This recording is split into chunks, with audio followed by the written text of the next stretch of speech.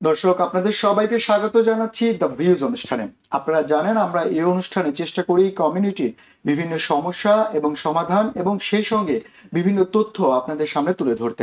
সেই লক্ষ্যে আজ আমরা আলোচনা করব আইটি খাতে কর্মসংস্থানে ইন্ডাস্ট্রি এবং আপনার যে ইন্ডাস্ট্রি এবং একাডেমিয়ার যে গুরুত্ব রয়েছে সেই বিষয়গুলো নিয়ে কথা বলবো। সেই ছাড়া আরও আপনারা জানতে পারবেন আইটি খাতের ভবিষ্যৎ এবং এখানে কিভাবে আপনি আপনার কেরিয়ারকে ডেভেলপমেন্ট করবেন এবং সেই সঙ্গে এই আইটি দিয়ে কিভাবে ইউএসএ অথবা আপনি বাংলাদেশে বসেও কিভাবে নিজের স্কিলকে ডেভেলপ করতে পারবেন। আর এসব ব্যাপারে আলোচনা করার জন্য আজ আমাদের সঙ্গে স্টুডিওতে উপস্থিত আছেন আপ স্কিলের ব্যবস্থাপনা পরিচালক রাসেল আলম ভাই, আপনাকে স্বাগত আমাদের অনুষ্ঠানে। সেই সঙ্গে রাকিব মাহমুদ ভাই, উনি হচ্ছে অ্যাডভাইজার, পলিসি অ্যাডভাইজার, আপনাকেও স্বাগত আমাদের অনুষ্ঠানে। ধন্যবাদ। আপনাদেরকে পেলে আসলে সবসময় যে জিনিসটা হয় যে আইটি মানে হচ্ছে মানুষ মনে করে যে আইটি মানে একটা খুবই কঠিন একটা বিষয়, টেকনোলজিক্যাল ব্যাপার, অনেক কঠিন কঠিন টার্ম থাকে, কিন্তু বিশেষ করে রাসেল ভাই এবং আপনারা যখনই আসেন আপনারা জিনিসটাকে এত সহজে উপস্থাপন করেন তাতে করে আসলে কঠিন বিষয়টা অনেক সহজ মনে হয়। তো আজকে যে বিষয়টা নির্ধারণ করা হয়েছে, আপনি জানেন যে আইটি খাতে কর্মসংস্থানের জন্য আমরা ইন্ডাস্ট্রি এবং একাডেমিয়ার যে কোলাবোরেশন, অংশীদারিত্ব দুটোর মধ্যে, সেই ব্যাপারটা নিয়ে যদি একটু শুরুতে আপনি বলতেন যে এই জিনিসটা আসলে কি, এটা এই কোলাবোরেশন, এই অংশীদারিত্বটা আসলে কিভাবে কাজ করছে। জি, ডেফিনেটলি। সো প্রথমেই বলি একাডেমিয়া রিসার্চ আসলে কি করে। রিসার্চ হচ্ছে গিয়ে it's transfer money into knowledge. আপনি যদি আমরা একাডেমিয়ার সেটটা দেখি তাহলে একাডেমিয়া হচ্ছে গিয়ে মানিটাকে ট্রান্সফার করতেছে ইনটু নলেজ। নাও ইন্ডাস্ট্রি আসলে কি করছে, ইন্ডাস্ট্রি যেটা করতেছে ভেরি মাচ সে ইনোভেশনটাকে ট্রান্সফার করতেছে মানিতে।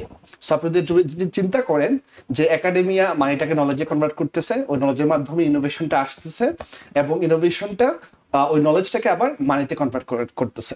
সেই ক্ষেত্রে এটা একটার সাথে একটা সাম্পরিক, এবং সেই ক্ষেত্রে আপনি যত বেশি কোলাবোরেশনটা ইনক্রিজ করতে পারবেন এই ওয়ার্ক ফ্লোটা তত বেশি কাজ করবে। সেটা তো আপনি বললেন একটা basic in general, but IT তে সেটা কিভাবে কাজ করে? হ্যাঁ, একইভাবে সো আমরা যদি একটু যাই যে আইটিতে আমরা যদি ইন্ডাস্ট্রির দিকে মোড় তাকাই, তা ইন্ডাস্ট্রি যেটা চায় সেটা হচ্ছে কি স্কিলড পার্সোনালিটি। তারা চায় যে একজন স্টুডেন্ট যখন পাশ করে বের হইতেছে তাদের সাথে তাদের যেন ওই স্কিলগুলো থাকে, যে স্কিলগুলা আমার প্রোডাক্ট ডেভেলপমেন্টে লাগবে।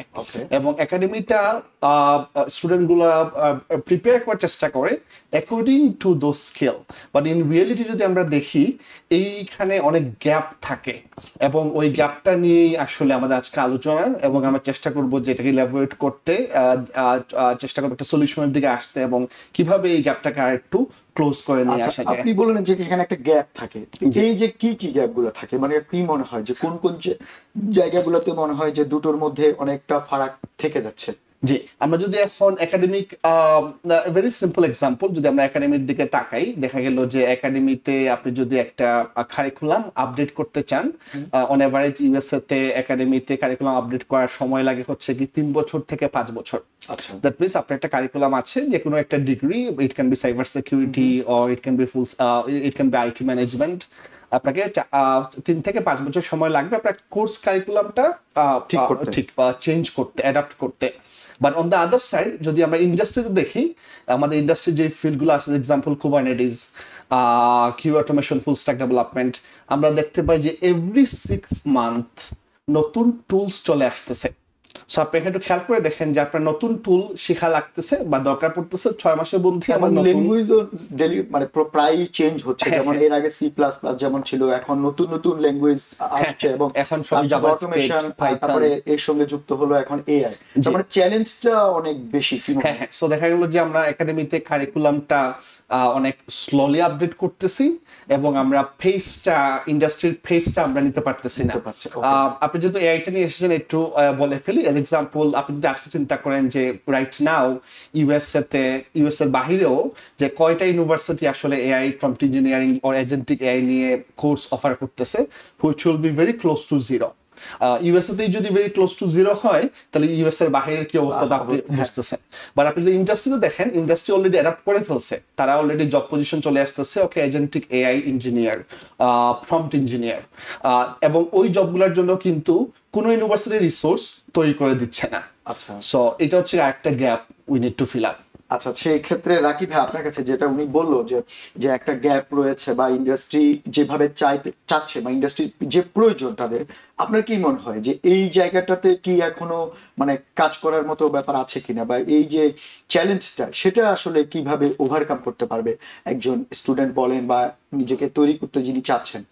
ধন্যবাদ। আসলে হাসান ভাই, আহ, যেটা রাসেল বলছিল, ইন্ডাস্ট্রি একাডেমিয়া কোলাবোরেশন, আসলে এটা কিন্তু পৃথিবীতে অনেক আগে থেকেই ছিল। আমি যদি প্লেটোর একাডেমিয়া বলি, মানে 387 মানে সালের কথা, একাডেমিয়া বিসি, তখন যে একাডেমিয়ার যে ফরমেশনটা ছিল ওইটা কিন্তু আসলে ইউনিভার্সিটি ফরমেশন, এটা একাডেমিয়া হিসেবেই আসছিল। আচ্ছা, তো ইটস এ হলিস্টিক, যেখানে নলেজ ডেভেলপমেন্ট হবে, যেটা নলেজ বেজ ইকোনমিতে নিয়ে যাবে পৃথিবীকে, সোসাইটিকে নলেজ বেজ ইকোনমিতে করার আগে প্রথমে নর্মালি পৃথিবী থাকে হচ্ছে, একটা দেশ থাকে লেবার বেজ ইকোনমিতে, ওকে, এরপরে ইন্ডাস্ট্রি বেজ ইকোনমি হয়, এরপরে গিয়ে হয় নলেজ বেজ ইকোনমি। তো আপনি যদি নলেজ বেজ ইকোনমিকে ফোকাস করতে চান, তাহলে ইন্ডাস্ট্রি একাডেমিয়া কোলাবোরেশনের বাইরে ইট ইজ লিটারেলি ইম্পসিবল। আচ্ছা, এবং এটা আমাদের পৃথিবীর ইতিহাসে বহুভাবে এটা চলে আসছে, বহু দিন থেকে আসছে। ইভেন আমি আমেরিকাতে যদি বলি, একটা উদাহরণ দিব, ওয়ার্ল্ডের নাম্বার 1 এয়ারলাইন হচ্ছে বোয়িং। 1817 সাল বোয়িং ইন্ডাস্ট্রি, উইলিয়াম বোয়িং, উনি কিন্তু ইউনিভার্সিটি অফ ওয়াশিংটনকে একটা উইন্ড প্যানেল গিফট করছিলেন, আচ্ছা, যে তোমরা এটা কাজ করো এটা নিয়ে, এবং উনি সেই সাথে তাদেরকে কিছু টাকাও দিছিলেন। That is 1817।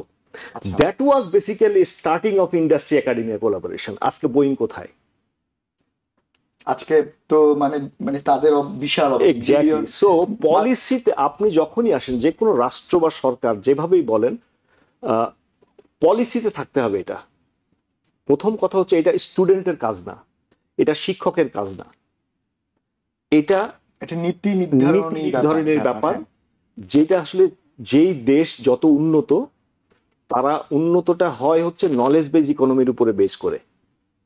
Labour base economy is everything. মানে একটা মানুষ, শিশু জন্মাচ্ছে, সে কিছু না হলে লেবার হবে, বাট কিছু না হলে সে ওয়াইজ হবে, এটা কিন্তু বলা খুব difficult. It needs a long periodical একটা সময় যায়, education, knowledge and wisdom. So তিনটের মধ্যে আসলে একটা সমন্বয় থাকতে হবে। So it's a step by step আগাতে হয়। সো ফার্স্ট এডুকেশনকে মেক শিওর করা, তারপরে ওই এডুকেশনটাকে আপনার নলেজ বেজ এডুকেশনে নিয়ে আসা, এবং সেই নলেজ বেজ এডুকেশনটাকে উইজডমে কনভার্ট করা, সেটাই বেসিক্যালি ইন্ডাস্ট্রি একাডেমিয়ার কাজ। এবং ইন্ডাস্ট্রি একাডেমির কোলাবোরেশনটা আমি এই জন্য উদাহরণটা দিলাম, এরকম অজস্র উদাহরণ দিব। এটা খুবই সহজ হয়েছে, কারণ অনেকেই হয়তো এই জিনিসটা একটু বুঝতে সমস্যা হয়, বিশেষ করে বিগিনারদের জন্য। রাইট। তো আপনি যেভাবে মানে উদাহরণ দিয়ে বললেন, মানে এটা খুবই ইজি একটা ব্যাপার, কারণ আপনি বলছেন যে পলিসির উপরে গুরুত্ব দিলে অন্যগুলো অটোমেটিক্যালি, কারণ আপনি ইউনিভার্সিটি, সারা পৃথিবীতেই ইউনিভার্সিটি একটা অটোনোমাস বডি, এটা রাখা হয় ইউনিভার্সিটিটাকে স্বাধীনভাবে চালানোর জন্য। বাট ইট ডাজন্ট মিন যে ইউনিভার্সিটির মতো চলবে। But why the university stands for? University is for the society. তো সোসাইটি আবার গভর্ন করে হচ্ছে গভর্নমেন্ট। তো government needs to know, and university also needs to know, যে দুজনের মধ্যে রিকোয়ারমেন্টটা কি, এবং সেটাকে আইডেন্টিফাই করে রাসেল যেটা বললো, যে কারিকুলামটাকে চেঞ্জ করা, কারিকুলাম চেঞ্জ করার যে বিষয়টা, এইটা আসলে একটা মানে চলমান প্রক্রিয়া হওয়া উচিত। এবং সেখানে গভর্নমেন্ট ইন্ডাস্ট্রি থেকে ইনপুট নিবে, এবং গভর্নমেন্ট সেটা ইউনিভার্সিটিকে দিয়ে দিবে, ইউনিভার্সিটি গভর্নমেন্টকে রিকোয়ারমেন্ট দিবে, গভর্নমেন্ট সেটা ইন্ডাস্ট্রিকে দিবে। এই যে সাইকেলটা, এই চেইন, সাপ্লাই চেইন, এই সাপ্লাই চেইনটাই বেসিক্যালি ইন্ডাস্ট্রি একাডেমি কোলাবোরেশনটাকে। সেটা ঠিক আছে, যেটা রাকিব ভাই বললো, যে উনি খুব সুন্দরভাবে বুঝিয়েছে ব্যাপারটাকে কিভাবে এই সার্কেলটা কাজ করে। কিন্তু এরপরও আমরা যেটা দেখলাম, যে যেমন যেটাকে আমরা অনেকে বলছে রেভুলেশন, যেমন টেকনোলজি খাতে, আমি যেহেতু আমরা আপনার টেকনোলজির পার্সন, আপনাদের টেকনোলজি নিয়ে কথা বলি, ওনার এই কোলাবোরেশন কিন্তু সব ক্ষেত্রেই কাজে লাগে। It's not for technology but also political বলেন, আপনি অন্যান্য সেক্টর বলেন, ইতিহাস বলেন, সব জায়গায় কিন্তু একই ফরমেশনে এটা কাজ করছে। যেহেতু আপনার আইটি পার্সন, আমরা টেকনোলজি নিয়ে কথা বলি, টেকনোলজির যে রেভুলেশন যে ব্যাপারটা, যে আমরা আজ থেকে 20 বছর আগে এক ধরনের টেকনোলজি, যখন ইন্টারনেট আসলো তখন আবার এখন যেহেতু আপনার প্রচুর কোডিং হচ্ছে, আবার এখন আপনার আর্টিফিশিয়াল ইন্টেলিজেন্স চলে আসছে। তো এই যে খুব দ্রুত চেঞ্জ হচ্ছে জিনিসগুলো, এই দ্রুত চেঞ্জের সঙ্গে একজন নতুন ছাত্র বা একজন নিজেকে স্কিলকে চেঞ্জ করতে যাচ্ছেন, তার একাডেমিক রেজাল্টের বাইরে গিয়েও নিজেকে তৈরি করতে যাচ্ছেন, সেই জায়গাতে আসলে সলিউশনটা কি, কিভাবে এই জায়গাটা আসলে কিভাবে সে কাজ করবে? আচ্ছা, সো আমরা এখানে দুটো কথা বললাম, একটা হচ্ছে ইন্ডাস্ট্রি, একটা হচ্ছে একাডেমি। এবং আমরা প্রথমে বললাম যে একটা সম্পূরক। এখন যদি আমরা আসি রিয়েলিটিতে আসলে কি হচ্ছে রাইট নাও, যে ইউএস এর একটা এক্সাম্পল, ইউএস এর half of the revenue growth আসে হচ্ছে কি ইন্ডাস্ট্রি থেকে। ওকে, সো দেখা যাচ্ছে যে আপনার এবং এটা ইউএস অনেক ভালো একটা এক্সাম্পল, কারণ বাকি রাষ্ট্রগুলোর অবস্থা আরো বেশি খারাপ, ইউ নো। না অবশ্যই ইউএসএ তো সব জিনিস অন দ্য বেস্ট। হ্যাঁ, এখন দেখেন আপনি হাফ অফ দ্য রেভিনিউটা আসতেছে মোর অফ ইন্ডাস্ট্রি থেকে, এবং একাডেমিক থেকে ওই রেভিনিউটা নিয়ে আসতে পারতেছে না। এবং এবং আপনি যেটা বললেন অ্যাজ এক্সাম্পল, আমি যদি দেখি যে ইউনিভার্সিটি কারিকুলামে রেজুমে বিল্ডিং অ্যাজ এক্সাম্পল, আমরা F1 স্টুডেন্টদের নিয়ে কাজ করি, ইন্টারন্যাশনাল নিয়ে কাজ করি, ওপিটি সিপিটি প্রোগ্রামে। দেখা গেল একটা স্টুডেন্ট সিপিটি প্রোগ্রামে চলে এসেছে, সে জব খুঁজতেছে, বাট ওর রেজুমিটাই এখনো প্রিপেয়ার্ড না। সে এখনো বুঝতেছে না যে আমি রেজুমিতে কি লিখবো, কি ইনপুট করলে আমার রেজুমেটা অনেক বেশি স্ট্রং। এবং সে বলতেছে আমাকে যে আমি 6 মাস থেকে জবে অ্যাপ্লাই করতেছি, আমি কোনো ইন্টারভিউ পাচ্ছি না। হ্যাঁ, বাট এখন রেজুমিটা যদি ঠিক না থাকে তাহলে এই কলটা এখন আসবে না। গোয়িং ফরওয়ার্ডিং টু দ্যাট, একটা এক্সাম্পল আমি বলবো যে একাডেমিতে যে ব্যাপারটা হয়, আপনাকে এজ এক্সাম্পল বিজনেস অ্যানালিটিক্স আপনাকে ডেটা অ্যানালিস্ট, ডেটা সায়েন্স, কিভাবে ডেটা ডেকোরেট করবেন সবকিছু শেখানো হচ্ছে। বাট আপনি যখন গ্রাজুয়েশন করতেছেন তখন সে কোন স্পেসিফিক রুলে সে যাবে, সে কি বিজনেস অ্যানালিস্ট রুলে যাবে, নাকি সে ডেটা অ্যানালিস্ট রুলে যাবে, নাকি সে কিউএ অটোমেশনে আসবে, অথবা ফুল স্ট্যাক ডেভেলপমেন্টে যাবে, এই যে গাইডেন্সটা এইখানেও লেখা আছে। এবং যখন স্টুডেন্ট গ্রাজুয়েট হচ্ছে, সে totally not ready for the industry. এবং আমি একটা এক্সাম্পল, কোম্পানির নাম মেনশন করছি না, ইউএস কোম্পানি, ফরচুন 500 কোম্পানি, এবং ইন্টারভিউ নিচ্ছিলাম। আমার একটা পজিশন ফিল আপ করতে 45 ইন্টারভিউ দিতে হয়েছে। বাট এরপরেও আমরা যে স্কিল সেটগুলো চাচ্ছিলাম একটা ক্যান্ডিডেটের মধ্যে, ওইটা এখনো ফুলফিল করতে না পেরে আমরা লাস্টে বললাম আচ্ছা আমরা একজন নিয়ে নেই। এবং আমরা যদি বাংলাদেশের দিকে তাকাই, ইউএসএ তে ইন্টার্নশিপটা অনেক বেশি আছে। বাংলাদেশে ইন্টার্নশিপটা হচ্ছে গিয়ে অনলি 3%। অনলি 3% ইউনিভার্সিটি গুলাতে ওরা ইন্ডাস্ট্রির সাথে কাজ করে ইন্টার্নশিপটা অপরচুনিটিটা ক্রিয়েট করার জন্য। আমরা বাংলাদেশে ক্যাম্পাস কানেক্ট, যেটা ইনফোসিস ইন্ডিয়াতে করে, আমরা বাংলাদেশে আপস্কিলের পক্ষ থেকে ক্যাম্পাস কানেক্ট শুরু করেছি। সো আমরা যেখানে ইউনিভার্সিটির সাথে গিয়ে, ইউনিভার্সিটি আসার কথা ছিল ইন্ডাস্ট্রির সাথে, যেহেতু ইউনিভার্সিটিগুলো আসতেছে না, একটু ব্যস্ত ওরা, সো আমরা ইন্ডাস্ট্রি যাচ্ছি ইউনিভার্সিটির কাছে গিয়ে এই ক্যাম্পাস কানেক্ট রিলেটেড প্রোগ্রামগুলো নিয়ে আসার চেষ্টা করতেছি। এটার মেইন পারপাস হচ্ছে গিয়ে একাডেমিক ইন্ডাস্ট্রি কোলাবোরেশনটাকে এনরিচ করা আর একটু ভালো দিকে নিয়ে আসা। একটা ব্যাপার আমি একটু মেনশন করবো, সেটা হচ্ছে গিয়ে hands on skill. As example, আগে যেটা ছিল যে রেজুমি ইজ এনাফ, বাট এখন resume is not enough to get A job. আপনার গিটহাবে অ্যাকাউন্ট থাকতে হবে, আপনার গিটহাবে অ্যাকাউন্টে আপনি যে প্রজেক্টগুলো করেছেন এগুলো শোকেস করতে হবে। যদি আপনি গ্রাফিক্সে বা মোর ডিজিটাল ওয়ার্ল্ডে, ডিজাইন ওয়ার্ল্ডে কাজ করেন, আপনার একটা পোর্টফোলিও থাকতে হবে। আপনি যদি এআই নিয়ে কাজ করেন, এটা ইটস মোর কমপ্লিকেটেড। আপনাকে প্রথমেই চাবে সেটা হচ্ছে গিয়ে তুমি আমাকে একটা এজেন্টিক এআই তুমি তৈরি করেছো, আমাকে এজেন্টিক এআইটা শো করো। অথবা তুমি প্রম্পট ইঞ্জিনিয়ারিং এর যে কাজগুলো করেছো, তুমি হয়তো একটা ওয়েবসাইট বিল্ড করেছো লাভেবল দিয়ে, তুমি এটাকে আমার একটা পোর্টফোলিওর মতো করে তুমি একটা শোকেস করো। সেই হ্যান্ডস অন এক্সপিরিয়েন্সটাও খুবই ইম্পর্টেন্ট একটা স্টুডেন্টের। পোর্টফোলিওগুলো সাজানো, গিটহাবে প্রজেক্টগুলো আপলোড করা, এবং LinkedIn another very important thing. সে লিঙ্কডইনের মাধ্যমে নট অনলি নেটওয়ার্কিং, এখন লিঙ্কডইন কিন্তু এডিশন টু নেটওয়ার্কিং ওরা ওই আপনার কাজগুলো শোকেস করারও সুযোগগুলো দিচ্ছে।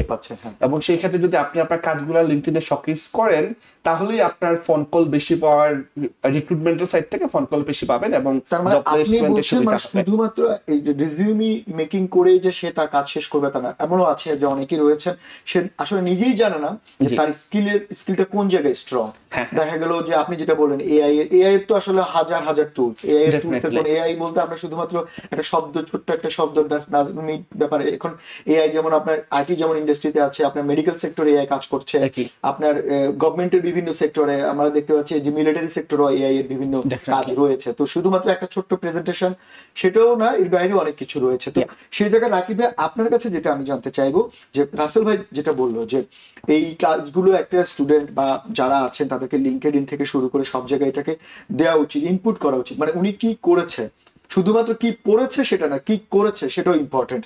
তো এই যে ব্রিজ তৈরি করা, এটার যে ব্রিজের মধ্যে যে ইনিশিয়েটিভ গুলো, সেটা কি কি হতে পারে? ফার্স্ট অফ অল আমি একটু ডিফার করি, সেটা হলো আমরা স্টুডেন্টদেরকে কেন দোষ দিই।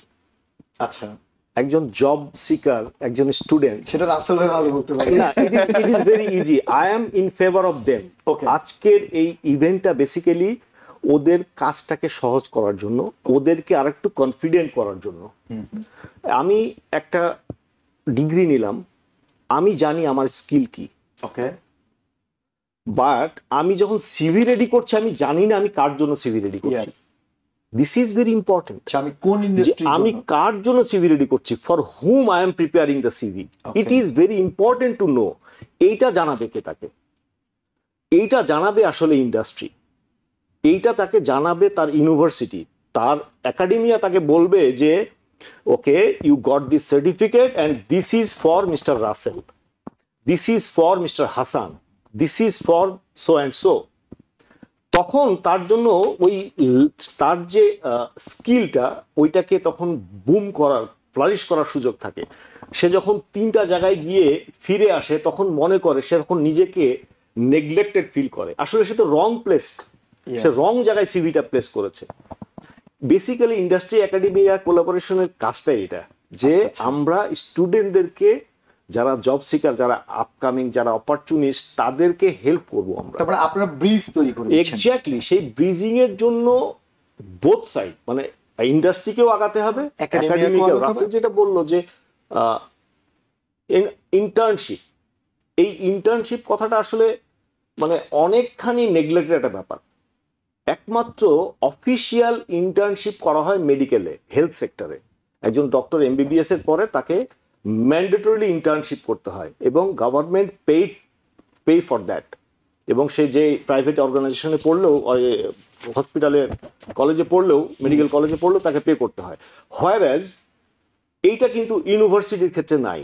এখন কোনো ইন্ডাস্ট্রি যদি বা এরকম যদি, বা উইলিয়াম বোয়িং এর মতো কেউ যদি এরকম আসতেন, অথবা ফিলিপস, যারা আইনধোভেন ইউনিভার্সিটির সাথে কোলাবোরেশন করেছিল 1956 সালে, আজকের ফিলিপস কোম্পানিটা, এটাও কিন্তু ইন্ডাস্ট্রি একাডেমি কোলাবোরেশনের। ওরা কিন্তু বলে দিছিল যে we need this kind of students.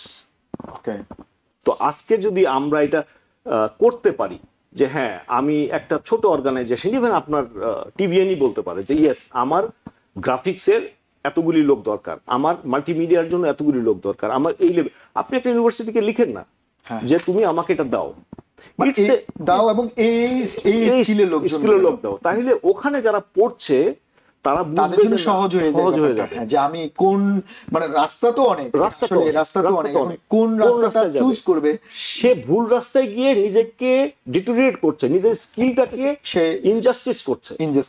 এইটা হওয়ার জন্য বেসিক্যালি, এইটা যেন না হয়, সেই জন্যই আসলে industry academy collaboration. I thank to Russell as well, যে রাসেলের কনসেপ্ট এবং ও যেটা আপস্কিল থেকে যেটা চিন্তা করা হচ্ছে, যে আপস্কিলটা আসলে শুধুমাত্র আপস্কিলিং অফ দ্য কোম্পানি না, upskilling of the society.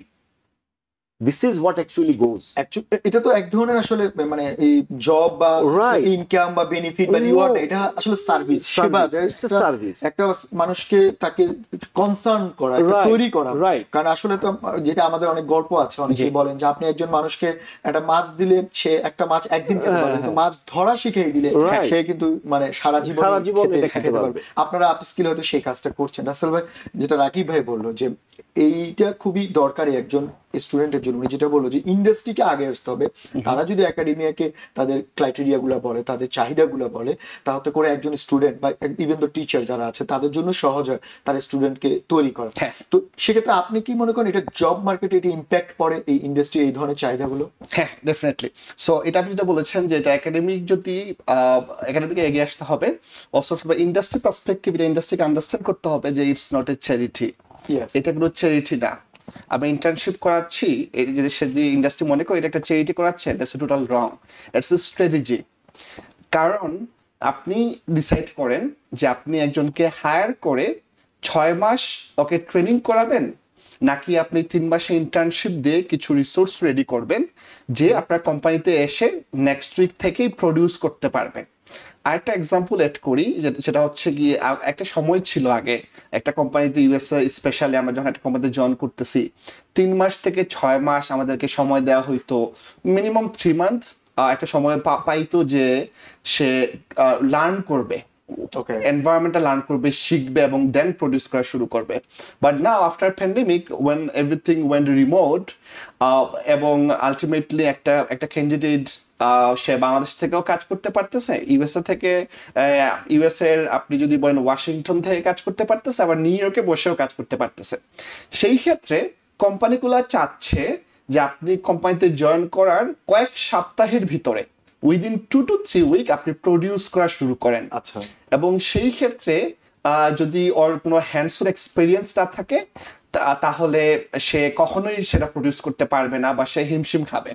So এটা যদি আমরা আগ থেকে শুরু করি একাডেমিয়া থেকে, তাইলে ও যখন ওভার দ্য টাইম সে যখন জবে জয়েন করতেছে ওর জন্য কাজটা অনেক সহজ হয়ে যাবে। আসলে ভাই আমরা একটা বিরতিতে যাব, বিরতির খুব ভালো লাগলো কথা বলে। আমরা বিরতির পর এসে আপনার ফিউচার আউটলুক বলেন বা ডিজিটাল ইনফ্রাস্ট্রাকচার বলেন, বা আপনি যেটা বললেন যে কস্ট রিডিউস, কোম্পানিগুলো কস্ট রিডিউস চাচ্ছে, যে খুব দ্রুত সে তার প্রোডাক্ট চাচ্ছে, সেই ব্যাপারটা বললেন যে 2 সপ্তাহের মধ্যে রেডিমেড চাচ্ছে তার এমপ্লয় যাতে তাকে সার্ভিস দিতে পারে, সেই ব্যাপারগুলো নিয়ে আমরা আলোচনা করবো। একটা ছোট্ট বিরতি নিয়ে যাচ্ছে। দর্শক আপনারা দেখছিলেন দ্য ভিউজ অনুষ্ঠান, আমরা একটা ছোট্ট বিরতি নেব, বিরতির পর ফিরে এসে আমরা বাকি আলোচনা করব। দর্শক বিরতির পর আপনাদেরকে আবারও স্বাগত জানাচ্ছি দ্য ভিউজ অনুষ্ঠানে। আপনারা যেমনটা শুনছিলেন আমরা আলোচনা করছিলাম ইন্ডাস্ট্রি এবং একাডেমিয়াকে যে কোলাবোরেশন, যে দুজনের মধ্যে যে সমন্বয় অংশীদারিত্বের ব্যাপারগুলো নিয়ে, যেমনটা রাসেল ভাই আপনি বিরতির আগে বলছিলেন যে ইন্ডাস্ট্রিগুলো চাচ্ছে যে খুব দ্রুত প্রোডাক্ট, তারা চায়, মানে আপনি যেটা বলেন এর আগে 3 মাস সময় থাকলেও এখন 2 সপ্তাহের মধ্যে চাচ্ছে। তার পাশাপাশি রিমোটলি হচ্ছে, তার পাশাপাশি অনেকগুলো চ্যালেঞ্জ, কাম্পানিগুলো অনেকটা কস্ট রিডিউস করার চিন্তা করছে, তারা চাচ্ছে যে মাল্টি স্কিলফুল পারসন, এখন যেটা আমাদেরকে স্পোর্টসের ভাষায় এবং ক্রিকেটের ভাষায় যে অলরাউন্ডার। তো সেই জায়গাটা আসলে কিরকম আপনি আরেকটু যদি ব্যাখ্যা করতেন। এখানে একটা জিনিস অ্যাড হয়েছে, সেটা হচ্ছে কি এআই। এজ এক্সাম্পল, আগে যখন একজন সফটওয়্যার ইঞ্জিনিয়ারকে কোড লিখতে বলা হতো, তখন এক্সপেকটেশন ছিল সে 2-3 দিন লাগবে তার ওই মডিউলের কোডটা লিখতে। But with the use of AI দেখা যাচ্ছে যে ম্যানেজার অনেক সহজেই বলতেছে, আর এটা তো আমি চ্যাটজিপিটি তে দিলেই দিয়ে দিবে, এখানে তো কোড লিখার। এবং আমরা একটা দেখলাম লাস্ট মাইক্রোসফট তার একটা লাস্ট আর্নিং এ বললো যে তারা 30% তাদের কোডিং লেখা হচ্ছে এআই দিয়ে। বাট এখানে একটা সমস্যা আছে ইন্ডাস্ট্রি ফেস করতেছে, সেটা হচ্ছে আপনি যদি এআই দিয়ে কোনো কোড লিখেন, আপনি সেটাকে আপনার প্রপার্টি হিসেবে ক্লেম করতে পারবেন না। সো আপনি যদি একটা সফটওয়্যার তৈরি করেন এআই দিয়ে, তাহলে এটা কখনোই আপনি বলতে পারবেন না এটা আপনার প্রোডাক্ট, এবং ওইটা ওইভাবে নিয়ে আসা যায় না। সেই ক্ষেত্রে কোম্পানিগুলো, এটা একটা গুড জিনিস অ্যাবাউট ফর দ্য ডেভেলপার্স, যে আসলে যেভাবে মনে হচ্ছিল যে ডেভেলপাররা বোধহয় সবার সব চলে যাচ্ছে, ব্যাপারটা ওইরকম হবে না। কারণ আলটিমেটলি তো কোম্পানি যদি এআই দিয়ে একটা প্রোডাক্ট তৈরি করে, তাহলে রেগুলেশনারি কিছু প্রবলেম গুলো চলে আসবে, কপিরাইটের যে ব্যাপারগুলো চলে আসবে। বাট দ্যাট বিং সেড, আমার এখানে রিল্যাক্স হওয়ার কিছু নেই যে আমার জবটা বোধহয় থেকে গেল। সে যেটা হবে যে আগে যে কাজটা আপনাকে করাচ্ছে 1 সপ্তাহে, আপনার ম্যানেজার এক্সপেকটেশন থাকবে একই কাজটা আপনি ডেলিভারি দেন 2 দিনের ভিতরে। এবং সেই বলে দিচ্ছে আপনাকে যে আপনি যদি মনে হয় যে আপনি মাইক্রোসফটের কপাইলট ইউজ করবেন, ভিজুয়াল স্টুডিওতে আপনার কপাইলট ইন্টিগ্রেশনও চলে আসছে অলরেডি। সো আপনি ইচ্ছে করলে আপনি এটা কপাইলট ইনস্টল করতে পারবেন। এবং আপনার যদি কোনো যদি রিউজেবল ওয়ার্ক হয়, তাহলে আপনি এখানে এজেন্ট ক্রিয়েট করেন, এআই এজেন্ট, এবং এআই এজেন্ট ক্রিয়েট করে আপনি একই কাজটাকে এগেন এন্ড এগেন করান। এবং এই ব্যাপারগুলোতে স্টুডেন্টদেরকে বা যারা জব চাচ্ছে তাদেরকে ওইভাবে চিন্তা করতে হবে যে আসলে ইন্ডাস্ট্রিটা কিভাবে দেখতেছে।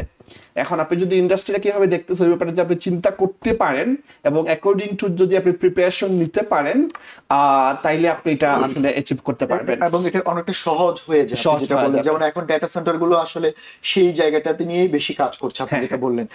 রাকিব ভাই, আপনার কাছে যেটা আসবো, আপনি তো খুব সহজভাবেই কথাগুলো বলেন। আমি যেটা জানতে চাইবো যে এর সুবিধা অসুবিধা কি, এই যে আপনি একটু, আমরা যে এই যে জিনিসগুলো নিয়ে এতক্ষণ আলোচনা করছি, অনেক কঠিন বিষয় হইতে বা মনে হচ্ছে, বাট এই যে একাডেমিয়া বা ইন্ডাস্ট্রি, এই যে ব্যাপারটার কোলাবোরেশন, এটা সুবিধা অসুবিধাগুলো কি কি আছে?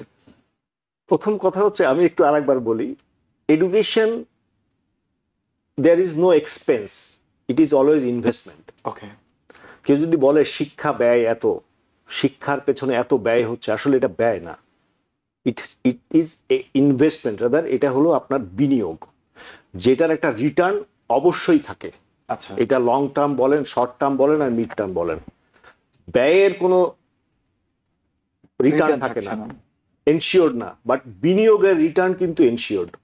তো শিক্ষাকে যখন আপনি বিনিয়োগ হিসাবে ভাবা শুরু করবেন, তখন আপনি এর মধ্যে অসুবিধা দেখবেনই না। আচ্ছা। পৃথিবীতে কখনো শিক্ষা অসুবিধা হয় না। শিক্ষার পেছনে যদি আপনি সময় দেন, সেটা সবসময় অসুবিধা আনে না। অসুবিধা আনে কোনটা? যখন অশিক্ষা থাকে আচ্ছা। বা কুশিক্ষা থাকে।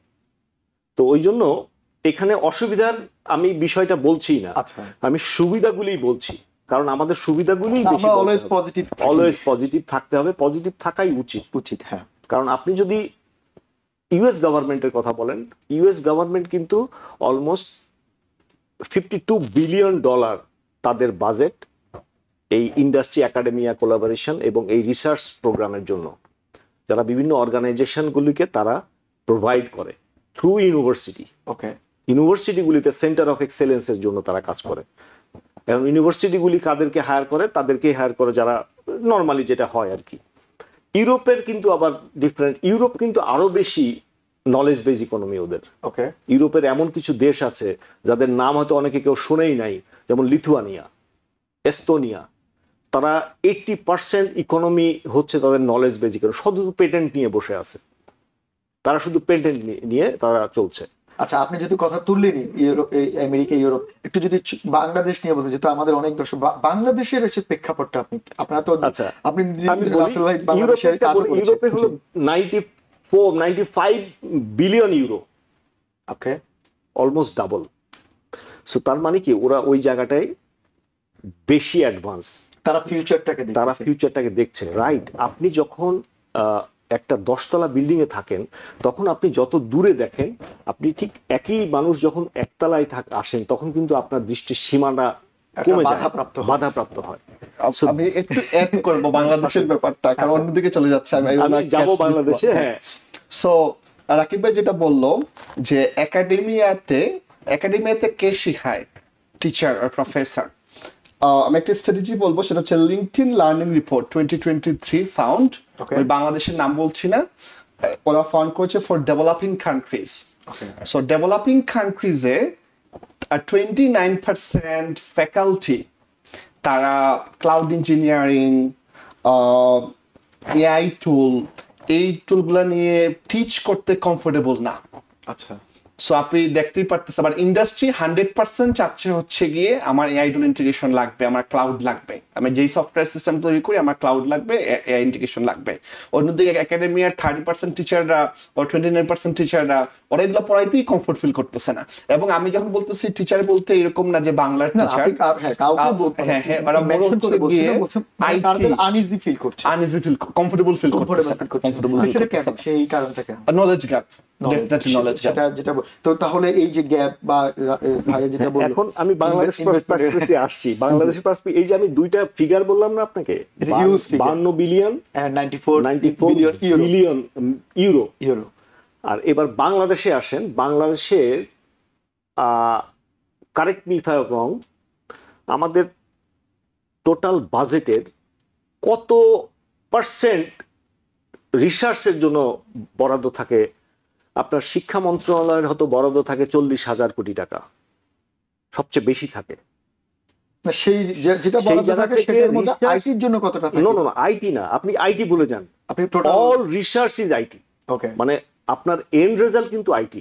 কারণ আপনি যখন এটাকে পাবলিশ করবেন আপনার রেজাল্টটা, it has to have through automation, হ্যাঁ, অটোমেশন, আপনাকে ওইদিকে যেতেই হবে। হচ্ছে, হ্যাঁ, ঠিক আছে, আপনার ওই কবুতরের সময় যখন ছিল কবুতর দিয়ে চিঠি, ওইটাও কিন্তু টেকনোলজি ছিল। That was also a technology who build ওইটা ওই সময়, যে ওইটার পাথায় এটা বেঁধে দিলে চলে যাবে, এই বাধাটাও একটা টেকনোলজি, এটাও টেকনোলজি ছিল। সো ওইটা ট্রান্সফরমেশন অফ টেকনোলজিতে আমরা আসছি, চেঞ্জ হচ্ছে, সো ট্রান্সফরমেশন, হ্যাঁ। আমাদের মানে বাংলাদেশে যেটা হয় যে মজার ব্যাপার হলো যে টোটাল বাজেট যদি 6 লক্ষ কোটি টাকা হয়, আমার মনে হয় যে 100 থেকে 150 কোটি টাকা রিসার্চের পেছনে রাখে মাত্র। এটা 6 লক্ষ কোটি টাকা বা 5 লক্ষ কোটি এটা টাকা কত differ করতে পার্সেন্ট? পারে, আপস ডাউন হতে পারে, 100 কোটি প্লাস মাইনাস টাকা। হতে পারে, হ্যাঁ। 100 কোটি টাকা একটা রিসার্চ, একটা দেশের রিসার্চ আসলে বর্তমান প্রেক্ষাপটে, বর্তমান প্রেক্ষাপটে যে চ্যালেঞ্জিং পৃথিবীতে এটা হ্যাঁ, আসলে আপনি যদি মনে করেন যে না আমি নলেজ বেজ ইকোনমি করব, আমি এটা মুখেই বলছি শুধু নলেজ বেজ, আমার 90% হচ্ছে লেবার বেজ ইকোনমি, সেটাকে নলেজ বেজ ইকোনমি এর মধ্যে তো বাংলাদেশে অনেকগুলো হাইটেক পার্ক তৈরি হয়েছে। হাইটেক পার্ক তো একটা সলিউশন। ওই যে বললাম, hi tech park is basically industry academia কোলাবোরেশনের একটা lab. Hi tech park is a lab, basically it's a centre of excellence. Okay, it's a centre of excellence, যেটার মাধ্যম দিয়ে ইন্ডাস্ট্রি একাডেমিয়া এক জায়গায় হবে। মানে আমি ফিনল্যান্ডে গেছি, ওখানে ওলু নামে একটা শহর আছে যেটা হেলসিঙ্কি থেকে 700 কিলোমিটার দূরে।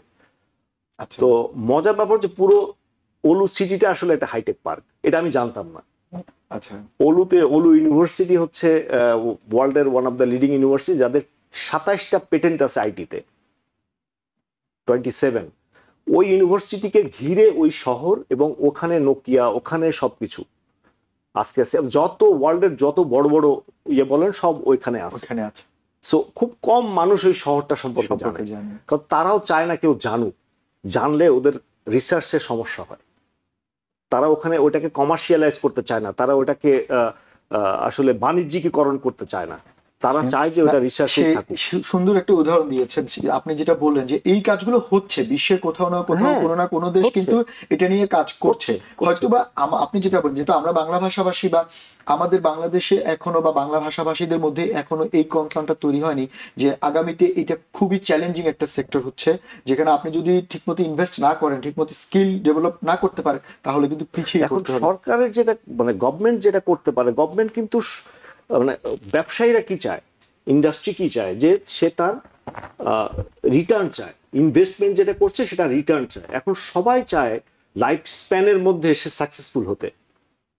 বিজনেসম্যানের মেন্টালিটি, সবার মেন্টালিটি থাকে I want to be succeeded by the age of 40 maximum 50, এর মধ্যে আমার সাকসেস হতে হবে। এই সাকসেস মিনস মানি।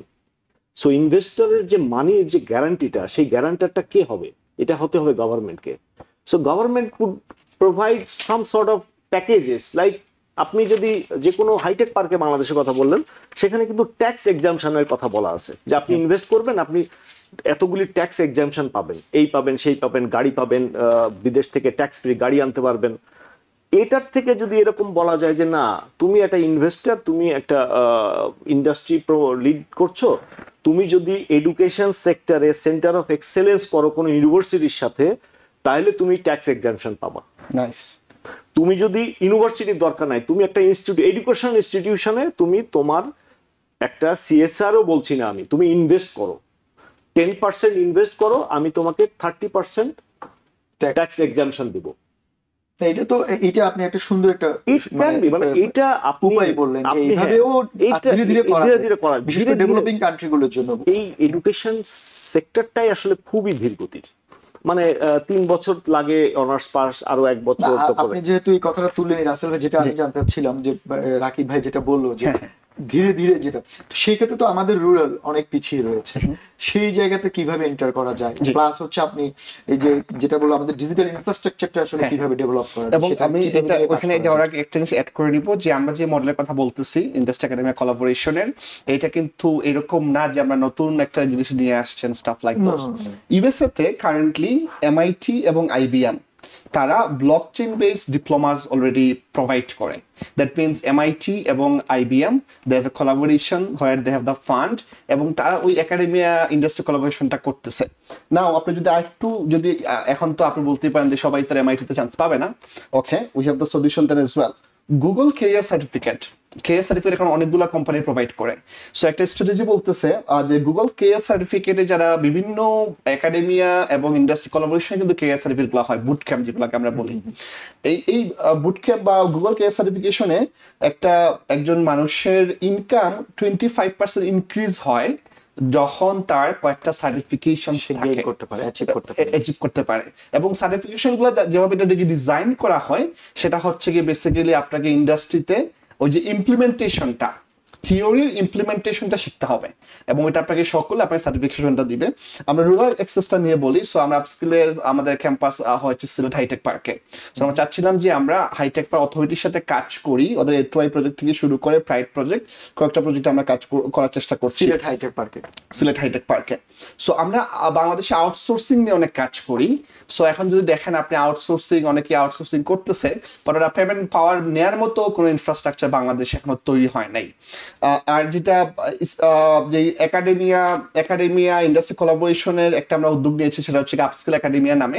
আপস্কিল একাডেমিয়া আমরা যেটা করতেছি যে রুরাল অ্যাক্সেস এন্ড ডিজিটাল ইনফ্রাস্ট্রাকচারে আমরা আপস্কিল একাডেমির আন্ডারে অনেকগুলা ম্যাটেরিয়াল নিয়ে আসতেছি। নট আমি এগুলো কোর্স বলবো না, কারণ is more than a course actually. অনেকগুলো ম্যাটেরিয়াল, যে ম্যাটেরিয়ালসগুলো ইউটিলাইজ করে অনেক রুরাল প্লেস থেকে সেও গ্লোবাল ইকোনমিতে পার্টিসিপেট করতে পারবে। আমরা এখানে কিন্তু লোকাল ইকোনমি বলছি না, আমরা বলছি হচ্ছে গ্লোবাল ইকোনমিতে পার্টিসিপেট করতে পারবে।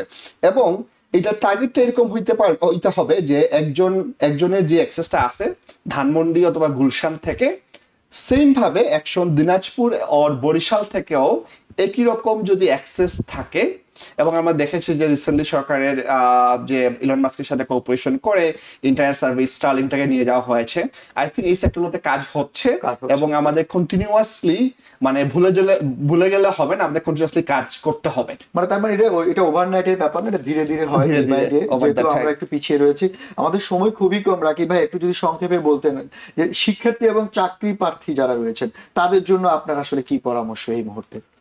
আমার পরামর্শ হচ্ছে শিক্ষার্থী এবং চাকরি প্রার্থী যারা, আমার একটাই পরামর্শ যে তোমরা বা আপনারা আপনাদের কনফিডেন্টটাকে কখনো লুজ করবেন না। আপনার ক্যারিয়ার আপনার হাতে, আপনার ক্যারিয়ারটাকে চ্যাটজিপিটির হাতে দিয়েন না। এটা হলো আমার, যত কষ্টই হোক, you can get support of ChatGPT, use your brain, কারণ innovation comes from brain and that is from human brain. রোবটের ব্রেইন থেকে ইনোভেশন আসে না। খুবই সুন্দর কথা বলেছেন রাকিব ভাই। ওইটা আমি সব সময় সবাইকে বলবো যে চ্যাটজিপিটি তোমাকে বলতে পারে যে ওখানে আলো আছে, ওখানে অন্ধকার আছে, বাট আলোতে চলতে গেলে কি করতে হবে, অন্ধকারে চলতে গেলে কি করতে হবে, সেইটা জানার জন্য আসলে হিউম্যান ব্রেইন, সেটা যারা আবিষ্কার করেছে তারাও বলেছে যে হিউম্যান ব্রেইনকে ফিল করা আসলে এটা ইম্পসিবল। ধন্যবাদ রাকিব ভাই, ধন্যবাদ রাকিব ভাই আসার জন্য। আমরা যেটা আশা করবো যে আপনাদের আপস্কিল এটা কাজ করবে স্টুডেন্টদের সঙ্গে বিল্ড আপটা ব্রিজ করার জন্য। আগামীতে হয়তো আপনাদের সঙ্গে আরো ডিটেলস আলোচনা করা হবে। আসলে খুবই অল্প সময়, এই অল্প সময়ে এত কথা বলা যাচ্ছে। ধন্যবাদ আবারও আপনাদের অনুষ্ঠানে। ধন্যবাদ আপনাকে। দর্শক, আপনাদের সবাইকে আবারও ধন্যবাদ। আপনারা এতক্ষণ দেখছিলেন দ্য ভিউজ অনুষ্ঠান। আমরা চেষ্টা করেছিলাম আইটি খাতের বিভিন্ন বিষয় নিয়ে আপনাদের সামনে তুলে ধরতে। আগামীতে হয়তো নতুন কোনো বিষয় নিয়ে আপনাদের সামনে হাজির হব। ততক্ষণ পর্যন্ত আমাদের সঙ্গেই থাকুন।